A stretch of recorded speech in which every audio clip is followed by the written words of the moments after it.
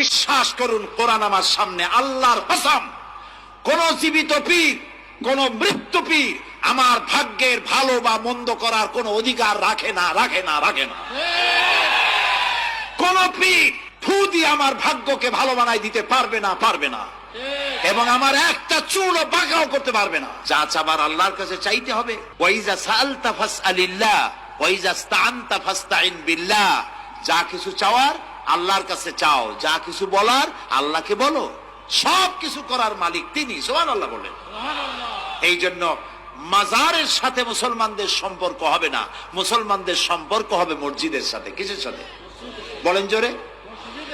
আপনি কোন অসুবিধায় পড়েছেন, মাজলুম হয়েছেন, অত্যাচারিত হয়েছেন, চাকরির সমস্যা হয়েছে, ঘরে খাবার নাই, অসুখ বিসুখ হয়েছে, নানান ধরনের সমস্যায় পড়েছেন, কোন মাজার নয়, কোন পীর নয়, মসজিদের ভিতরে চলে যান, উযু করে মসজিদে ঢুকে 2 রাকাত কাজায়ে হাজাতের নামাজ পড়েন।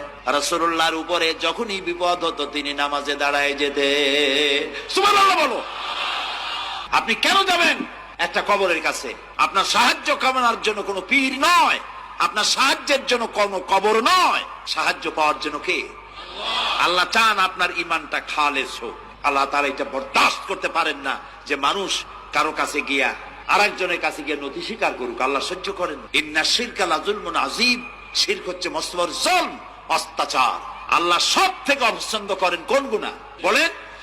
শিরক। আল্লাহ সহ্যই করেন না। কেন করেন না? একটা যুক্তিতে আসে। যারা বিবাহ করেছেন তাদের স্ত্রী যদি স্বামীর সাথে যে ধরনের হাসি খুশি প্রেমের আদান প্রদান করে, স্বামী ছাড়া যদি আরেকজন পুরুষের সাথে এরকমের ভাব বিনিময় করে, ফোনে কথা বলে, প্রেম করে, খুব সুন্দর করে ভালোবাসা দিয়ে যদি চিঠি লেখে অন্য পুরুষের কাছে, অথবা প্রেম নিবেদন করে, তাহলে স্বামীদের অবস্থা কেমন হবে বলেন? এইটার জবাব দিতেও যদি দেরি হয় তো খুবই কুলক্ষণ। হ্যাঁ, ভয়ানক হবে, ভয়ানক হয়ে যাবে। নিজের চরিত্র যতই যা হোক, বউর চরিত্র ভালো চাই। আচ্ছা বলেন তো, স্ত্রী আপনার সঙ্গে যেভাবে প্রেমের হাসি হাসে, প্রেম নিবেদন করে, ওই রকম আরেকটা পুরুষের কাছে সাথে করলে আপনার সহ্য হয় না কেন? আপনি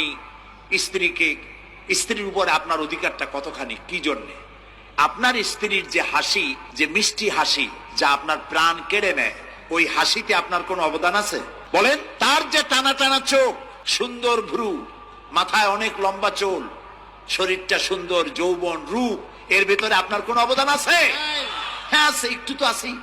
আপনি যে মুখ দিয়ে বউটা হাসে, সেই ঠোঁটে একটু লিপস্টিক লাগাইছেন, যে চোখের জন্য আপনি পাগল, সেই চোখে একটু কাজল লাগাইছেন, শরীরটাকে পেঁচাবার জন্য সুন্দর একটা শাড়ি কিনে দিছেন, একটা শাড়ি দিয়ে, একটু লিপস্টিক কিনে দিয়ে, চুলের একটা ক্লিপ কিনে দিয়ে, একটা ভালো শাড়ি কিনে দিয়া, স্ত্রীর উপরে যদি এত অধিকার আছে যে কোনদিন মৃত্যু পর্যন্ত কোন প্রেমের হাসি, ভালোবাসার আদান প্রদান আপনি ছাড়া আর কারো সাথে করতে পারবে না, এইটা যদি আপনার অধিকার এভাবে প্রতিষ্ঠিত হয়, তাহলে এই হাসি যিনি দিলেন, এই দাঁত, এই সুন্দর চোখ, এই রূপ, এই যৌবন যে আল্লাহ তাআলা দিলেন, তার সামনে কোন পীর অথবা কবরের সামনে যদি হাত পাতে আল্লাহ বরদাস্ত করেন না।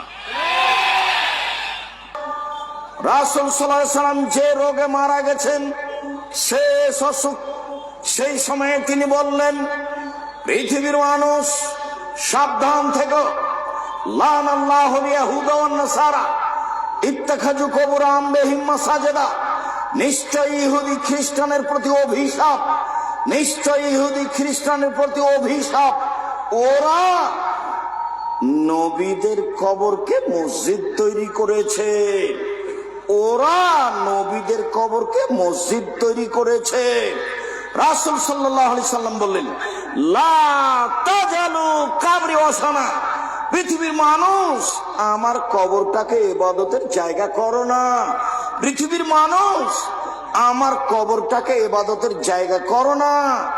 ইন্নাল্লাহ ইয়াগযিবু আলা কওমিন।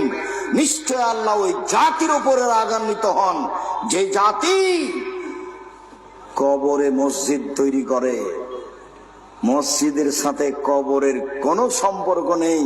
আল্লাহ রাসূল বললেন, লা তুসাল্লু আলাইহি ওয়ালা ইলাইহি ওয়ালা বাইনাহুমা।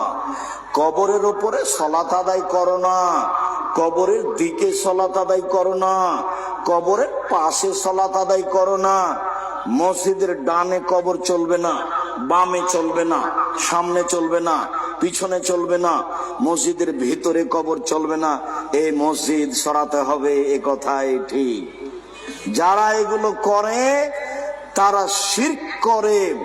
কবরস্থানে যাওয়া শিরক, কবরের কাছে কিছু চাওয়া শিরক, কবরকে মূল্যায়ন করা শিরক, পীরের কাছে কিছু চাওয়া শিরক, কবরে মানত মানা শিরক। এগুলো হচ্ছে বড় বড় শিরক। রাসূল সাল্লাল্লাহু আলাইহি সাল্লাম যখন কাবা ঘরে ঢুকলেন, তখন কাবা ঘরে কতটি মূর্তি ছিল? 360টি। রাসূলের হাতে একটা ছিল লাঠি।